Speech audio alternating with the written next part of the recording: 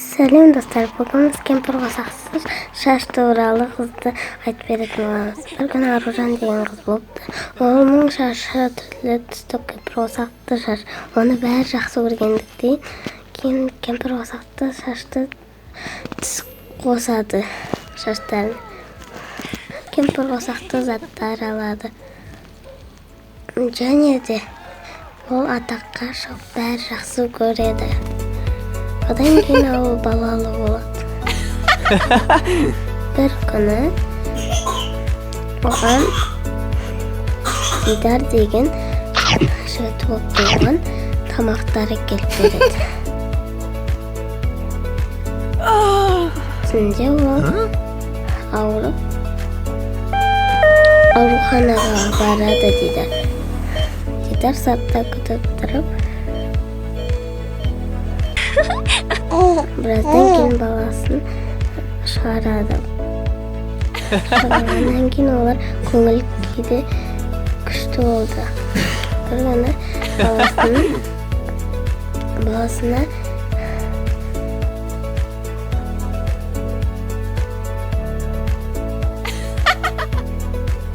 анасы оның шашын кемпір қосақсыз шаш болғандықтан шошып Дидарға көрсетеді. Бұл қыздың шашы кемпір қосақсыз дейді. Оны ауруханаға барып дәрігерге апарғаннан кейін оның барлығы дұрыс, уайымдамаңыздар дейді. Жарайды деп отбасыларға жынына тиген отбасы жынына дейді. Дидар кемпір қосақты түрлі түсті кемпір қосақты шаштарды алып оған құяды. Бірақ та оған ешқашанда әсер етпейді. Олардың көңіл күйлері жоқ.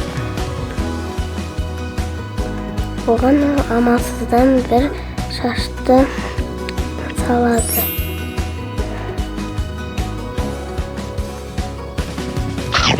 Және де күні тамақ жеп отырып, оны тағы да шауып барғаннан кейін ол екі қабат жүктімін дейді. Олар қуанып кетеді. Және де ол кетіп қалады отбасы үшеуі. Сосын бала туғаннан кейін қызды болды. Дидар қуанды. Және де баласын көрсетті. Ол да жанына келген кезінде сағына сыртқа жіберіп тастады. Және де уайымдады. Бір күні суретке түскен кезінде суретке түсейінші деген кезінде оған бізді түсір деп береді. Одан кейін олар түсіреді. Бұл қыздың аты Аяна. Аяна тұрғаннан кейін айнаға қарап шашын тарайды. Сөйтіп бір Аяна көріп қояды. Оның кемпір қосақты шашын салғаны үшін қорқып кетіп қалады. Бұл көңіл күйді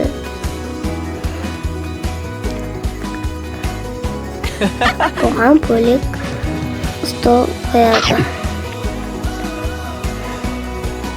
Олар үшеуі тамақтанып отырады, ал бұл жалғыз өзі тамақтанады.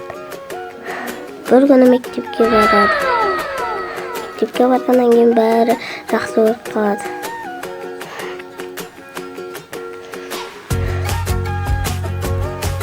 Ол кітабын алып кетіп қалады. Бір доспен достасып, мұғалім отырғызып қуанады. Ал досын ұнатпайды. Ол досын кемпір қосақты қыздың шашын ұнатпай алады. Сөйтіп әлгі қыз менің шашым емес, кемпір қосақсың дейді. Оның достары бәрі қуып жібереді. Соны ғой деп кетіп қалады. Сөйтіп бұл соңғы болып тамақтанайын деп келген кезінде оның достары алдына барып, сен бірінші аласың деді. Бір күні тамаққа келген кезінде сен таққа дейді. Жарайды. Оны театрға апарады. Театрда сәндетеді. Театрда сәндеткеннен кейін ол театрда жүргізеді. Театрға оның ата-анасы келеді. Және де ол театрда жақсы өткізді.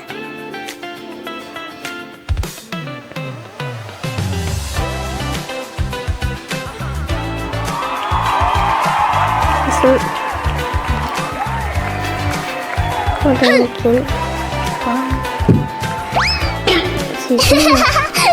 оны басына шеш тастайды. Бәрі оған таң қалады. Сөйтіп отбасы кетіп қалады. Мектепке келгеннен кейін бәрі достары ренжіп қалады оған. Оған апай ұрсады. Неге бізді алдайсың? Одан кейін әлгі досы тамақ лақтырады. Әлгі отбасы райынан тамақтанып жатқанда сен бұл үйден жоғал депті. Мен сіздерді жек көремін деп оның шамадан жинайды. Жинағаннан кейін ол көшіп кетеді. Одан кейін карточкасын беріп, ол ақша алады. Ақша алғаннан кейін ол басқа қалаға көшеді.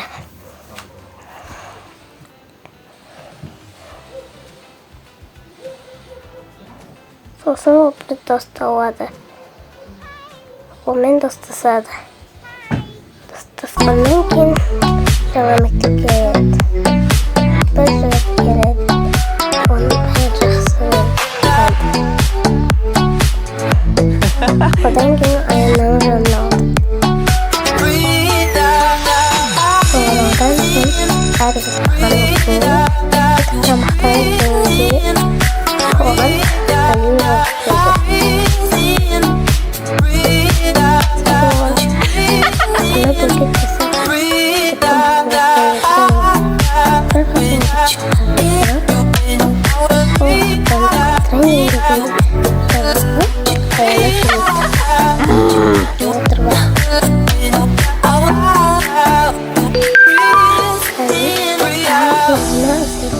әлгі барлығы сыйлық бере береді.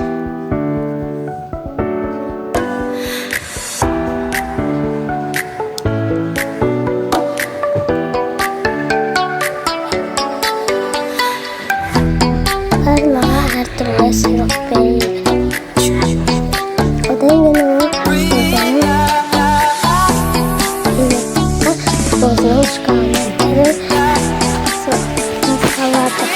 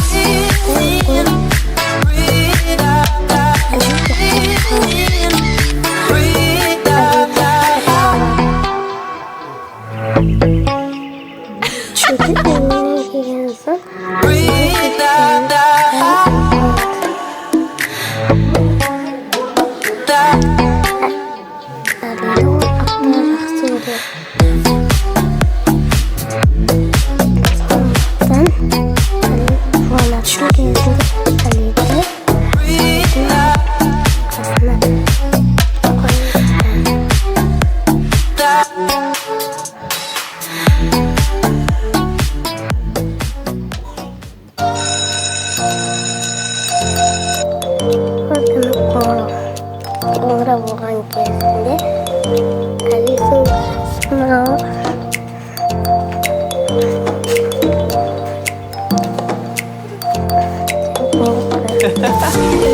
Али оған құлап отқан қорқады. Аяна оның үстіне алып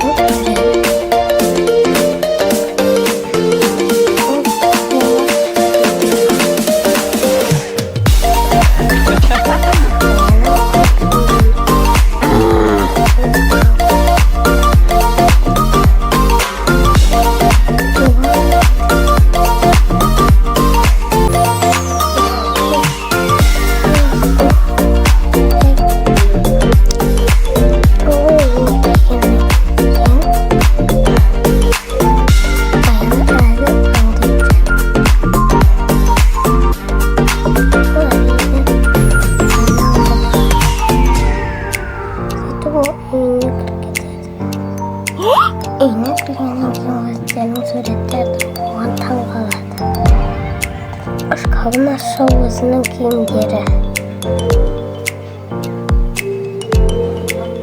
Сөйтіп Али келеді одан кейін. Али келгеннен кейін мен сенің суреттеріңді алып түсіріп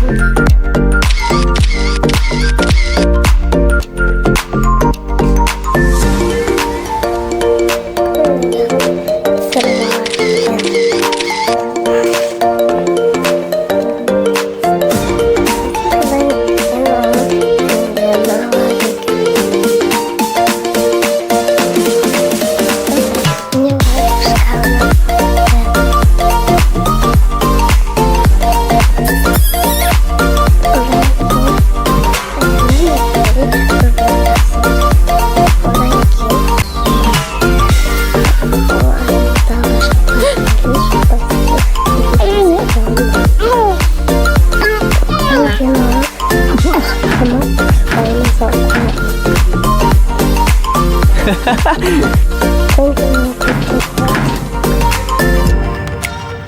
Али оны күліп кетіп қалады. Сөйтіп оны стакан жауып ашады.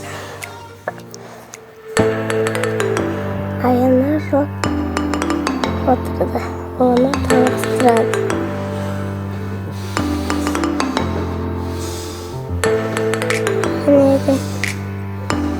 Оны қасында анау ол тыныштық қосылыпты. Оны таныстырады.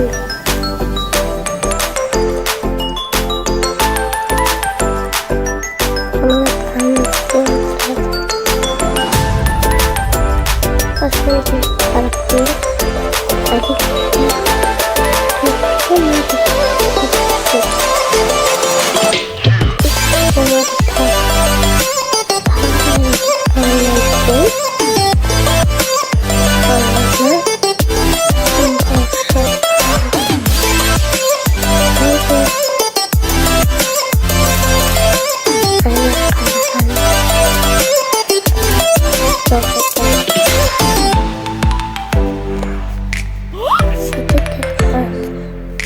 Ha ha ha!